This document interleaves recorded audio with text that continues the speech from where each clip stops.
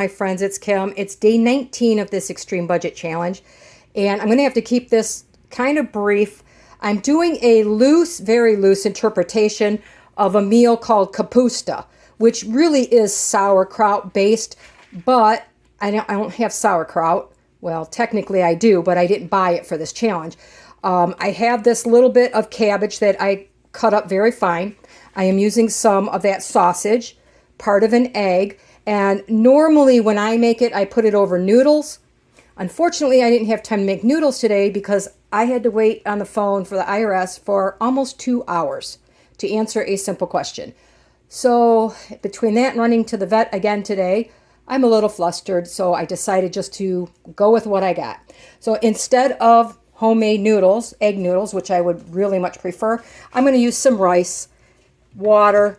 I'm going to saute everything in the oil. And to give it that little twang that you get from sauerkraut, I'm going to use some of the apple cider vinegar. So the very first thing I'm going to do is get my onions and my cabbage and my sausage simmering, or whatever you want to call it, browning in the pan. So I have my onions just a bit until they're slightly translucent. And I'm going to add in, I like my sausage a little bit more browned. I'm going to add in my sausage for a minute, and then lastly I will stir in my cabbage, which normally you would use sauerkraut. Okay, so in this recipe, you know, it's pretty simple. You see I make quite a few one-dish meals. If I was making this traditionally for us, I would use, I would put it over the egg noodles. I kind of, you know, all recipes I switch to our taste. I like to make a little bit of a gravy type thing, just so that when you put it on the noodles, they have a coating to them. And, you know, I'm not sure how the rice is going to turn out, but you know what? I can always add more water or whatever I want and thicken it up, right? So we're going to do that. I'm going to saute these just for a minute or two before I add in some more of my other ingredients. All right, my sausage is just starting to brown, so I want to get my cabbage in. Again, you would normally use sauerkraut. And this, you know, I would use probably, if on one this size, if you really want to make it good, I use a pint or so, 2 cups of sauerkraut. You can use more or less depending on your taste. Or if you don't like sauerkraut at all, you could just use the cabbage and get some of that. Cabbage is a relatively inexpensive vegetable that you can store for an extremely long time. I've had them as long as 4 months in the drawer of my refrigerator. I don't have a proper storage space, cold space here that I can use, so you know, I could put them in my crisper or whatever, and if the leaves on the outside start looking a little icky, you just take them off. So the one difference with this is I probably will, I'm hoping to leave a little bit of texture with the cabbage here. Sauerkraut, of course, is softer. It's a very easy process to do. If anybody's interested, I could show you in the fall how to make sauerkraut, especially if you grow your own. I know my cabbages are completely organic. I don't even need to use any type of bug spray because I keep them netted all summer long, and I never get those white cabbage butterflies. All right, so next step I'm going to do here is add in, based on my rice, I'm going to add, it says 1.5 cups. I added 1 3/4. I want a little bit more.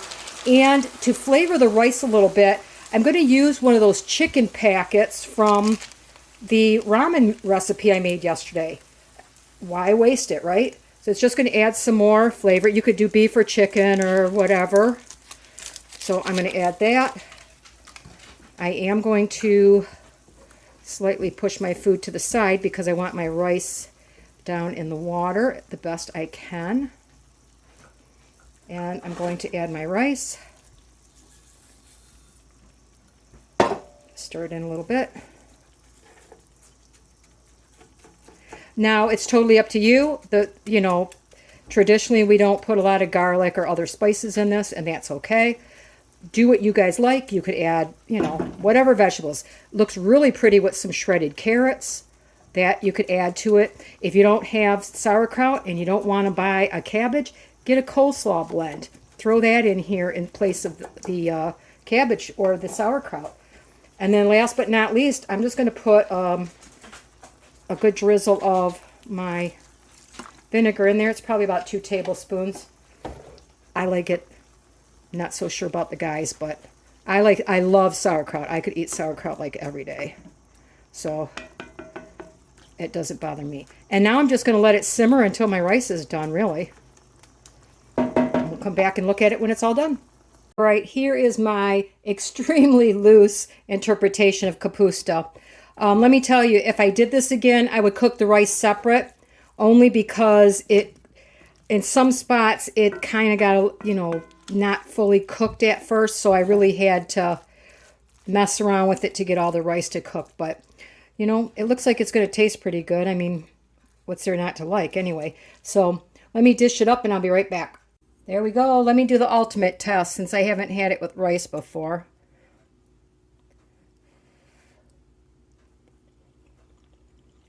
Very acceptable. I would like it better with noodles, but this is just right. That little bit of vinegar in there gave it just a little bit of tang. The rice finally cooked. Cabbage is nice. Pretty good dinner after all. All right, you guys. Well, let me know what you think in the comments below, and have a wonderful night.